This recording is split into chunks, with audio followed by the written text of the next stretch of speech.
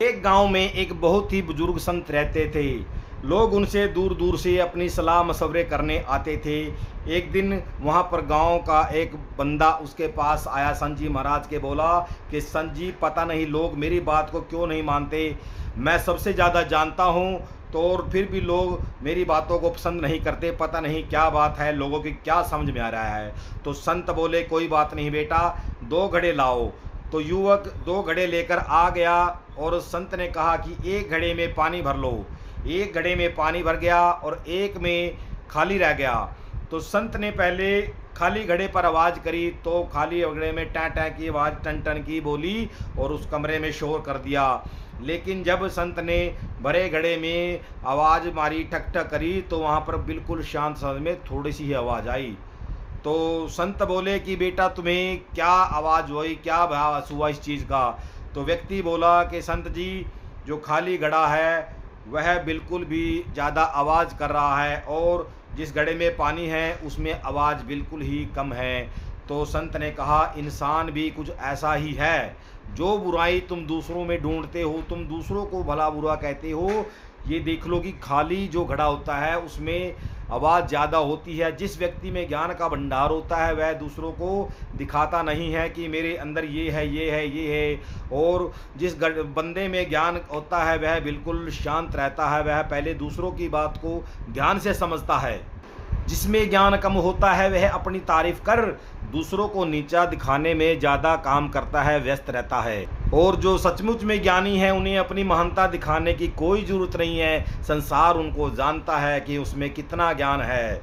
युवक की आंखें झुक गई। उसे पता चल गया कि सम्मान मांगने से बिल्कुल नहीं मिलता, बल्कि अपने व्यवहार और विनम्रता से सम्मान मिलता है। सच्चा ज्ञान इंसान को विनम्र बनाता है, घमंडी नहीं बनाता। एक गांव में 2 भाई रहते थे। बड़ा भाई बहुत ही अमीर था, खोटी बंगले कारें थी, और छोटा भाई एक झोपड़ी में रहता था। लेकिन वह अपने अच्छे गुणों की वजह से अपना 2 वक्त की रोटी उसके पास थी। एक दिन क्या हुआ, गांव में एक साधु आया और साधु ने दोनों से ही एक बात बोली कि मुझे एक रात रहने के लिए थोड़ी जगह चाहिए। जब बड़े भाई ने महल अपना खोल के देखा, दरवाजे खोल के देखे, तो उसने कहा कि हमारे पास जगह नहीं है, जिसकी पूरी हवेली बिल्कुल खाली पड़ी थी। तो उसने पूछा, कोई बात नहीं बेटा। वह वापस लौट गया और छोटे भाई के पास पहुंच गया। छोटे भाई से उसने भी बोला कि बेटा, मुझे रात रुकने के लिए आश्रय चाहिए।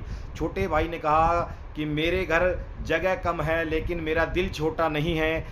छोटे भाई के पास मुश्किल से 4 बंदों के रहने की जगह थी, लेकिन उसने फिर भी साधु महात्मा को रात को ठहराया और अपना भोजन उसके साथ बांट लिया। आधा आधा दोनों ने खा लिया। सुबह उठकर साधु संत महात्मा बोले कि बेटा, जहाँ पर इतना प्यार और महानता रहती है वह कभी छोटा नहीं रह सकता। अमीरी तिजोरी में नहीं, दिल से मापी जाती है। कुछ सालों बाद बड़ा भाई सब कुछ हार गया और छोटा भाई लोगों की दुआओं और प्यार से उस गांव का बहुत ही प्रतिष्ठित और महान व्यक्ति वह पर बन गया। जिस घर में दया और अपनापन रहता है वहां पर बरकत, लक्ष्मी, सुख, वैभव सभी वहां पर चले आते हैं, सभी वहां पर चले आते हैं। इस कहानी से आपको क्या शिक्षा मिली, सभी साथी कमेंट में ज़रूर बताएं और हमारे चैनल को फॉलो सब्सक्राइब जरूर करें। बहुत बहुत धन्यवाद सभी भाई बहनों का जो भी मेरे को दिल से सपोर्ट कर रहे हैं। अभी राम राम सभी को भाई, राम राम।